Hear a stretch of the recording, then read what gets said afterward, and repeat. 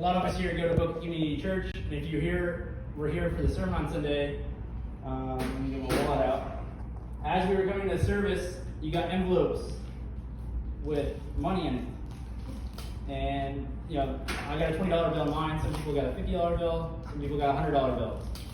And if you didn't know what it was for, or if you didn't read the directions, the purpose is to find someone random that you don't know outside of church, you don't know personally or anywhere, give them the $20, and try to have a conversation with them and tell them that this $20 is not for my church, it's not for me, it's from Jesus' name, right? And try to start a conversation with that person. And so I think it's super important that they said in Jesus' name, right? Because we're not trying to bring glory to the church. Like, oh, look how good our church is and giving away this money. We're not trying to bring glory to ourselves, right? We're trying to bring glory to Jesus' name. And if we didn't do that, we'd be missing the whole point, right? Just, the stranger could look at us and be like, wow, that's a really great church that they're doing that. Or that's a really nice person just be handing out free money like that. But really, the $20 bill is not really worth anything. It's the more valuable thing is really sharing the love of God with that person and trying to tell them about Jesus. And so I feel like this kind of ties in, it might be a little stretch, but to the sermon I was listening to from David Platt, if you know who he is. And the sermon that I was listening to on his podcast is titled, Don't Miss the Point. And so similar to the $20 bill and the point of the exercise that we're trying to do with our church, I feel like it's easy for all of us. And David Platt's sermon was, it's kind of harsh, kind of like really made you think about your own life and question some of the things you do. But just like not missing the point with the $20 bill exercise, I feel like what David was saying, a lot of us miss the point of why we're here, why we're living our life. And I feel like he was kind of using as I was listening to the sermon, I felt like it was especially true for us in America. If we've grown up in America, our goal is like the American dream in some way or form. We're taught from an early age, go to school, work hard, go to college, find a job, get married, have kids, get a house, put lots of stuff in the house, save money for retirement, and then eventually you die and leave that money for your kids or you spend it all. And that's, obviously everybody there's different forms of that American dream, but that's basically what we're taught. And there's nothing wrong with that, right? It gives us structure, gives us, good goals to try to achieve. And overall, I feel like, for the most part, obviously it's not perfect, but we live in a pretty great country. But is that really the point that God intended for us? Is it that we establish all these riches in our life that we won't even bring to heaven, or is there a greater purpose?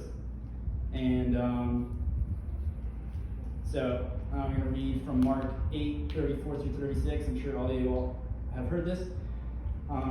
Then he called the crowd to him along with his disciples and said, "Whoever wants to be my disciples must deny themselves and take up their cross and follow me.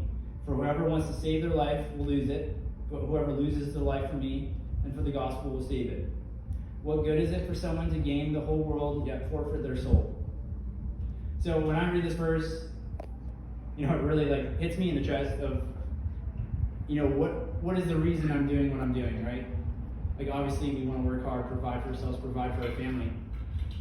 But is that just the reason? Like, I'm trying to gather all these riches so that, I can one day have a boat that I really want. Or I can one day, leave some money for my kids. And those are all great. But, there's a greater point, there's a greater purpose.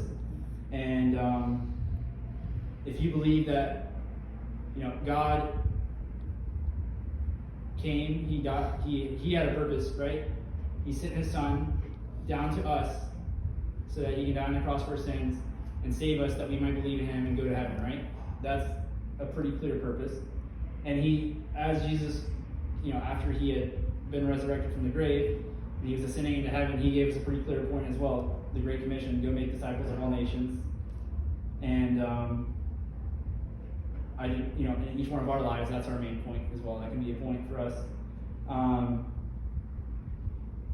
And another part in the sermon that David was giving was just talking about all the unreached people groups in the world that haven't even heard Jesus' name. Like, you can pretty much go up to anybody in Florida or in the country and just be like, do you know who Jesus Christ is?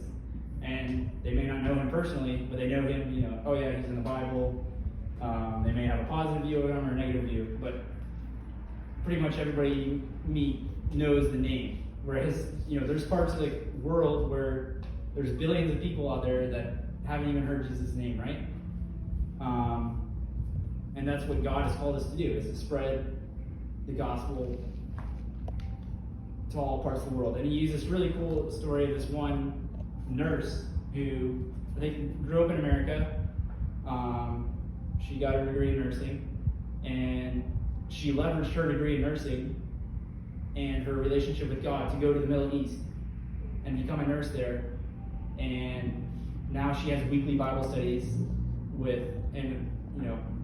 in a country that, really kind of puts down Christians and having a relationship with God. And she's able to have Bible studies with nurses in the hospital each week.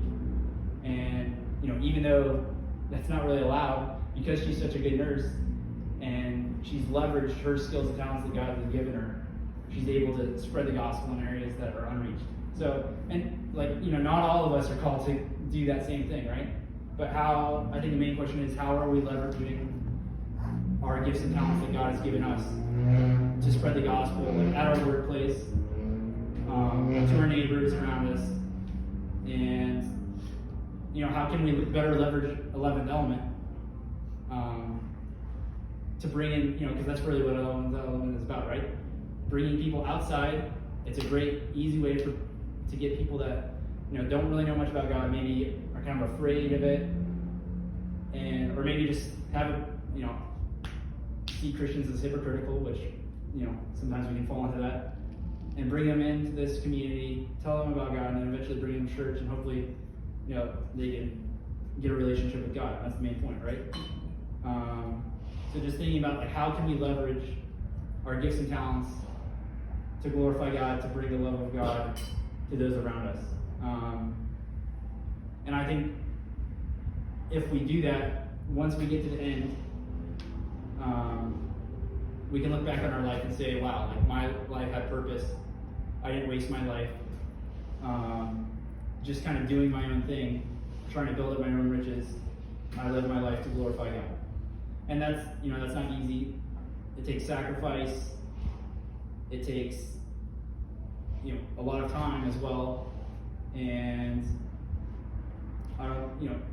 it calls us to be different than just non-believers.